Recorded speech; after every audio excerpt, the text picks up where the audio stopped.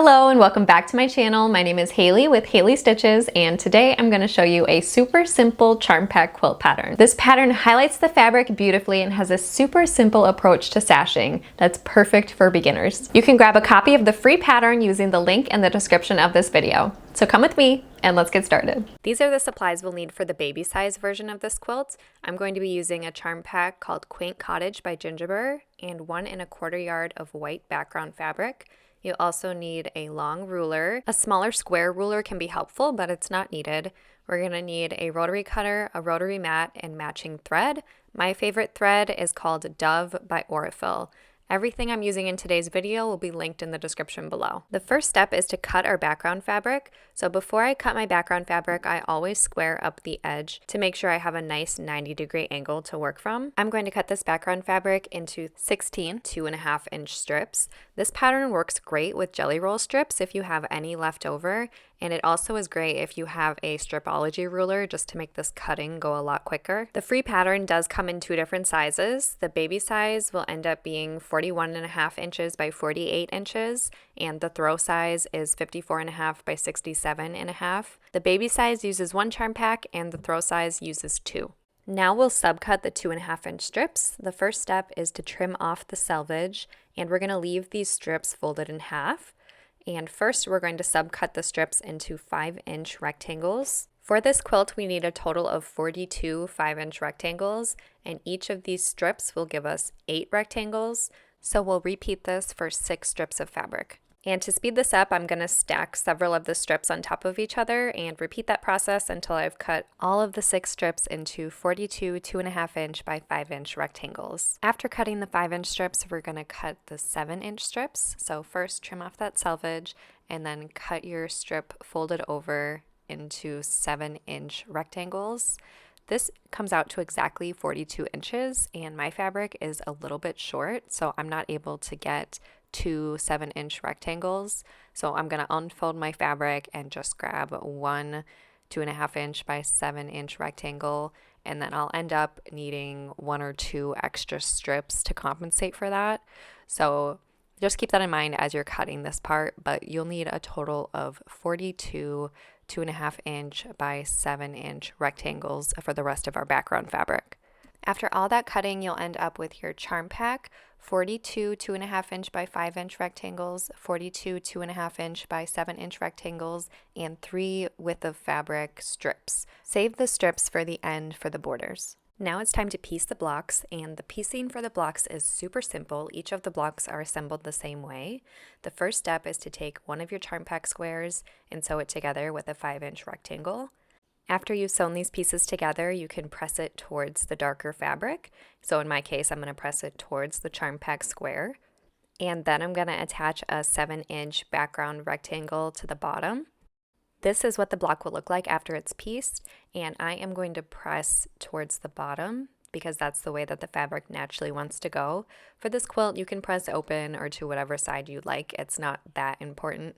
Just press each of your blocks the exact same way. So you'll repeat that process 42 times to get all of your blocks, and I just wanted to show you a super easy way to make this quilt super quick is by chain piecing. So for all of these blocks, I've chain pieced that first step, the 5-inch rectangle, to the charm packs, and then I am using this gadget.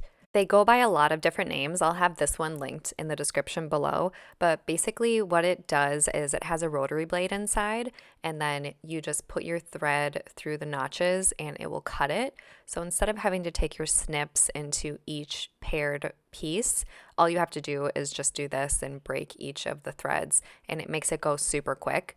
I'm not usually one to buy notions for one specific purpose like this, but I chain piece a lot and I find that this really saves time.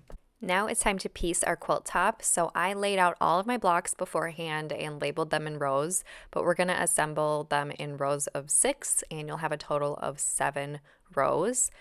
To label these rows, I'm using alphabeties and clover clips. I love using these to make sure all of my pieces stay organized as I'm working on projects. I definitely recommend laying out all of your blocks beforehand if you have the space to make sure that the colors are where you want them to be. Assembling this quilt top is very fast. All you have to do is just sew all of these blocks together in rows. And then we will sew all of the rows together. And to make sure that all of the intersections line up nicely, what we're going to do is nest the seams. So you'll want to press the rows in alternating directions. So one row will be pressed to the right, one to the left, and you'll follow that pattern for each of the rows in the quilt. In my opinion, this makes the sashing really easy to line up because with traditional sashing, you don't have those intersections and it can make it just a little bit more challenging to get those crisp angles. So let me give you a closer look of how it'll look when the seams are nested. So as you can see, one seam is going in one direction, one seam in the other, and they butt up nicely together to give you those crisp intersections. So follow that pressing method and assemble each of the rows together. And this is what the quilt top will look like at this point. As you can see, we have all of the sashing in between each of the 5-inch squares, and we are missing our top and side border. So we are going to go back to those 3 with the fabric strips that we had left over from the beginning. For the side border strip, we'll have to piece 2 together. So what we're going to do first is trim off the selvage, and then some people like to do a diagonal line, but I don't mind having that straight up and down line as we piece borders together. It doesn't bother me at all. So we're going to piece these together using a 1/4 inch seam allowance and then press it open. After that, we'll need to trim it down to size. So we are going to trim this to 46 inches. So to do that, I'm going to fold the piece strip in half, and then I'm going to use my ruler and I'm going to look for that 23-inch line because it's folded in half. And then I'm just going to cut right on that 23-inch line to get my 46-inch border strip. And lastly, we need to trim down the top border. So the top border is going to measure 41.5 inches. So first, trim off that selvage. And honestly, you could probably just leave it like this and trim off the extra after it's pieced. But I know a lot of people like to do it exact. So I am going to use my ruler to trim off that little tiny bit at the edge, and I'm going to keep it folded in half, and then I'm going to use my ruler to line it up at the 20 3/4 inch mark, because 20 3/4 times 2 is 41.5. So a little bit of quilt math there, and then just that sliver needs to come off to get it be the exact size. So for the borders, you'll end up with one 46-inch strip, and that is going to go along the side of the quilt, and the 41.5-inch strip will be along the top.